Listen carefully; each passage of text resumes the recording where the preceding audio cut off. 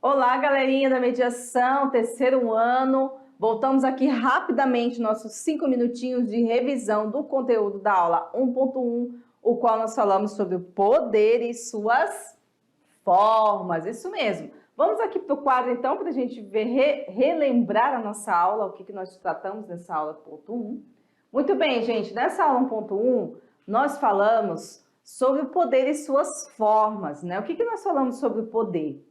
Que o poder se refere à forma de agir ou determinar o comportamento dos outros, né? E aí eu chamei a atenção que vocês ficassem ligadinhos que quando a gente fala de poder, a gente fala de relação. Foi isso? Vocês lembram, né? Então o poder vai ser sempre a relação de forças.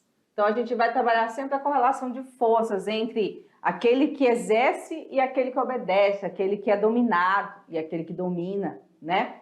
Então o poder, essas relações de poder, ela vai perpassar todas as relações sociais, desde as privadas, as públicas, as relações familiares, de amizade, relação amorosa, relação do seu trabalho, tudo vai estar dentro desse bojo a relação de poder, né? E a política está relacionada às atividades relativas ao Estado. A gente ainda vai chegar lá para explicar melhor isso para vocês dentro do nosso conteúdo, né? Bom, a gente falou também se existem formas diferentes de exercício desse poder. Claro que existem, né? E aí a gente colocou para vocês aí 3 tipos principais de poder em que nós conseguimos entender que um está relacionado ao outro.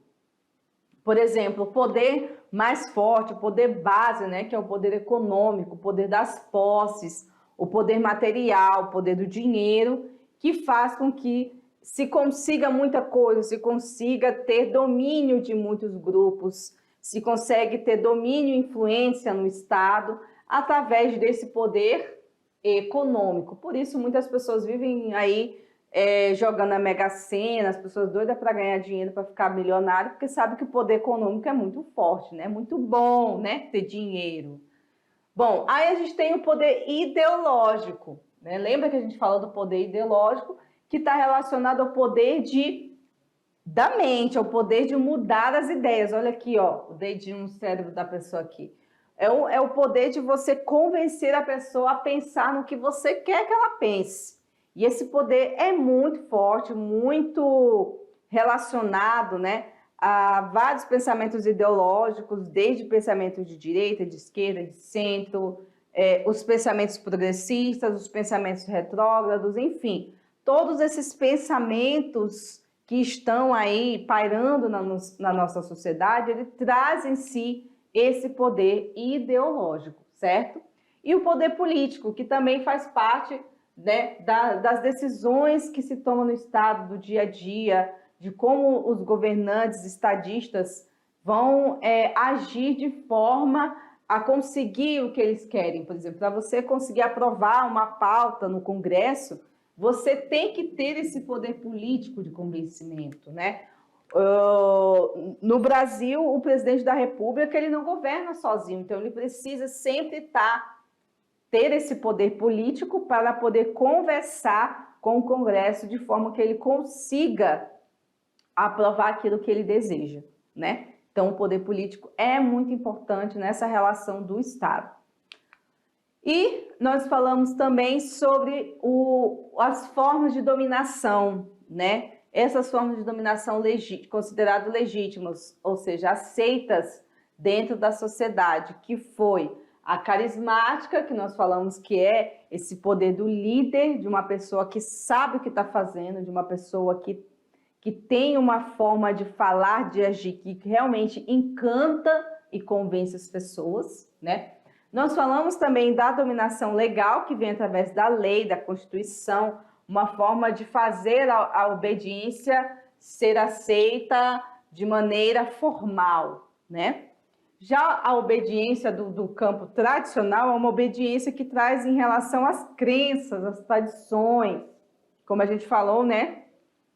Por exemplo, da crença religiosa, que isso influencia sim nas nossas decisões, nas nossas músicas, nas nossas danças, nas festas. Tudo isso está realmente embutido aí desse poder tradicional, de como ele consegue realmente interferir naquilo que a gente acredita, nas nossas decisões e na nossa forma de ver o mundo, né? Dentro dessas ideologias. E no final a gente falou também sobre o Michel Foucault, né? Eu não coloquei aqui o slide, mas a gente falou sobre o poder na perspectiva do Michel Foucault também, né? Encerramos com ele, tá certo? Então agora a gente vai fazer atividade de sala, né? Vamos tirar nossas dúvidas. Daqui a pouco eu volto para a gente corrigir as nossas questões, comentar, trazer mais alguma coisa que possa contribuir para a nossa aulinha de hoje, tá bom? Então, parem um pouquinho, 15 minutinhos de intervalo para vocês fazerem essa atividade e já já a gente volta, tá bom?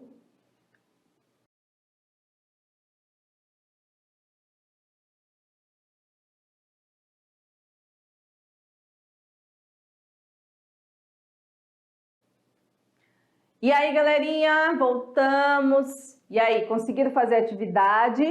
Tava difícil, foram umas perguntinhas rápidas aí para vocês refletirem. Tudo dentro daquilo que a gente falou, dessa aula, que vai trazendo essa reflexão do poder, das formas legítimas, das dominações, né? E como isso realmente faz com que a gente pense um pouco melhor sobre isso. A gente vive nesse mundo, né? Uma coisa que a gente não pode ser é viver nesse mundo, passar por esse mundo sem refletir sobre nada, né? Tem pessoas que acordam, dormem, comem e não refletem sobre isso. E a ideia nossa da sociologia é você parar um pouco, você parar e refletir sobre isso e entender como isso influencia na sua vida, no seu grupo, na sua igreja, na sua escola, enfim, em vários momentos, né?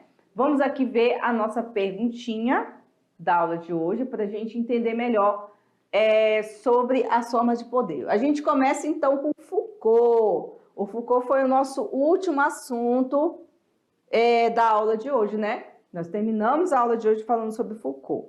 E o que Foucault sabe? O que ele nos traz sobre essa reflexão do poder? Vamos lá? Vamos ler juntos? Foucault foi um filósofo francês de grande importância para a compreensão de diversos temas das ciências humanas. Estudioso do estruturalismo, em especial das estruturas de poder nas instituições e o controle social, ele compreendeu o poder como... Vocês lembram ainda? Vamos lá? Ele entendeu o poder como um dispositivo exercido pelos mais velhos? Será, galerinha? Sei não, acho que isso aqui tá meio suspeito. Vamos lá. Ele entende que o poder é um dispositivo de dominação de uma classe burguesa sobre o proletariado. Aqui também eu acho que já traz uma outra perspectiva de poder aí de um outro filósofo, que não seria o Foucault. Mas vamos ver, vamos seguir. C. Seria um dispositivo usado somente pelo líder religioso? Só o líder religioso ele concentra o poder, sim ou não? Vamos ver, né? E a D. É um dispositivo usado por todos nós de maneiras e intensidades diferentes. E aí, qual dessas alternativas cabe no pensamento do Foucault, hein, gente? Vamos lá para a alternativa correta? É um dispositivo usado por todos nós, galera. Todos nós temos uma maneira diferente de exercer esse poder. Mesmo você achando, mas eu moro no interior, professora. Como assim? Eu não tenho poder para nada. Você tem. Você tem. Procura aí na sua forma de agir no dia a dia, procura na forma que você, no lugar onde você trabalha, que você vai encontrar uma maneira de exercer o poder. Você exerce sim. Então, para Foucault não existe só uma grande empresa que exerce o poder ideológico, todo mundo pensa igual. Não, gente. Uma coisa que o Foucault fala também é que onde há repressão, há resistência. Não existe uma ditadura que vai ser 100% eficaz, porque sempre vai ter pessoas que não vai obedecer, vai se rebelar. Então, para ele, onde há um poder de força muito forte, há também uma resistência. Essa é a ideia de Foucault. Entenderam? Então, passando aqui. Quando Foucault fala de poder, ele fala de um poder disseminado, como se fosse uma cadeia, como se fosse assim uma teia mesmo, que vai alcançar todos os indivíduos de uma forma ou de outra. Mas uns mais, outros menos. Por exemplo, não dá para falar do poder de um grande líder político como de poder de um líder comunitário. São poderes diferentes, mas tem, cada um tem o seu, né? Bom, então tá aí. Quem acertou, aí parabéns, que marcou a letra D. Vamos para a pergunta de número 2. Vamos lá. Aqui já fala do Weber, né? O que o Weber pensa, então, sobre a dominação? Bom, para o Weber, a dominação, ou seja, a probabilidade de encontrar obediência em um determinado mandato, pode fundar-se em diversos motivos de submissão. Bom, nesse sentido, né, o Martin Luther King, um pastor batista e ativista político, e líder do movimento dos direitos civis nos Estados Unidos, representam qual tipo de dominação na análise weberiana? Gente, vocês lembram que na aula eu falei do Luther King, né? Falei da dominação, dessa dominação que ele teve dentro de uma estrutura de poder ali que ele estava exercendo naquele momento histórico. Quem que vocês acreditam, então, que tipo de poder era esse? Letra A, dominação legal. Letra B, a dominação anômica. Letra C, a carismática.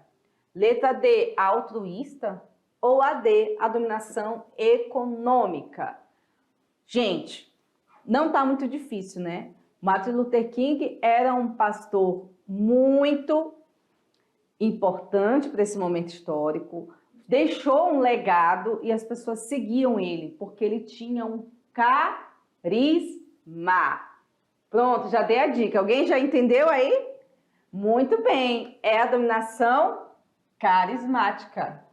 O Martin Luther King, ele tinha um domínio carismático muito forte. Um apelo dele, um dos apelos importantes é que ele era um pastor. O pastor geralmente é um líder carismático. Muito dificilmente você vê um pastor mal-humorado, chateado, grosso. Claro que tem, mas a grande maioria deles são muito carismáticos. E também somava-se o fato dele ser um político, um ativista político. Então somou os dois e se transformou nesse homem muito importante para a história, né? Então, ele, dentro dessa análise do Weber, ele seria, então, um líder carismático, uma dominação carismática, né? Então, gente, tá aí. Quem acertou, parabéns, letra C. A questão 3, vamos lá? A partir da teoria weberiana, existem 3 tipos de dominação legítima. Essa aqui também tá fácil, hein, gente? Quais são? Letra A, racional legal, tradicional e carismática. Letra B, dominação legal, religiosa e carismática. Letra C, tradicional, jurídica ou dominação legal e dominação legal. Ou a D, a territorial, racional legal e dominação religiosa. Ou a E, dominação racional, pessoal e dominação geracional. Gente, tá bem fácil, né? Porque tanto a D como a E, a gente nem um ponto a gente citou dominação territorial. Muito menos a dominação pessoal ou geracional. Então, essa aqui já está tirada, né? Tradicional, jurídica e legal. Jurídica também a gente não falou. A gente falou dentro de uma outra dominação que existiam as leis, né? Então, também não. Nós temos, então, a A e a B. Qual dessas vocês acreditam que esteja correta? Nós temos legal, religiosa. Tem alguma aqui que está fora da casinha, né? Mas vamos ver aqui. A resposta correta é a letra A. É a dominação legal, racional legal, que vem através das leis. A tradicional e a dominação carismática. Muito bem. Letra A. Então, parabéns para quem acertou da dominação do Max Weber. Gente, isso aqui cai muito em provas de Enem, cai muito também em algumas seleções, seletivos e também em alguns concursos, tá? Então, fiquem ligados nesse tema que é importante para vocês. Vamos aqui para a pergunta do Enem. Quem é da mediação já sabe, né? Que sempre tem uma perguntinha aqui para dar uma testada aqui no Enem. Vamos lá, vamos ler então. Número 4. Em suas construções teóricas sobre as relações sociais, amoldadas pelas lutas, Max Weber distingue a dominação de poder. Segundo ele, em todas as sociedades que há regras e hierarquias, há também pessoas que possuem o poder ou a legitimidade e detêm alguma forma de autoridade. Considerando os tipos de dominação indicados por Weber, assinale nas opções abaixo aquelas que se apresentam totalmente corretas, né? Você tem que prestar atenção que ele está falando de legitimidade e de autoridade e de hierarquia, tá? Presta atenção nessas palavrinhas aqui para a gente analisar. Vamos lá, letra A. O Antônio Conselheiro em Canudos pode ser apontado como um exemplo de liderança carismática? Será que ele era um líder carismático dentro dessas características que a gente estudou? Ou a letra B.